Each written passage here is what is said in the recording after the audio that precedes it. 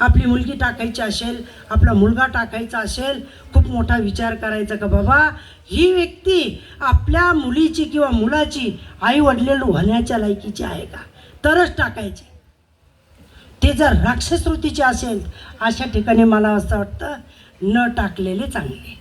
आपल्या घरी संस्कार लावा, घरी चांगलं शिकवा. रोज सकाळी उठल्यानंतर तुळशीला पाणी आपल्या मुलीला घालायला लावा. जर तुळशीला पाणी आपल्या मुलीनं घातलं तर सासर घरी गेल्यानंतर भांडणं येत नाही. आणि माय माऊले हो, आपल्या मुलीचा संसार आपण मोडतो हे लक्षात ठेवा. हां, लग्न झालं, ती आली चालली, ये बाय पाय बर का सासू, पण काही नाही, नुसतं हा म्हणायचं आणि जे करायचं ती नुसती हाच म्हणती आणि वापस आल्यावर सगळे भांडणंच भांडणं. म्हणून चांगले संस्कार लावा, चांगलं शिकवा, अज्ञानपणे शिकवा. संज्ञान झाल्यावर शिकून फायदा नाही.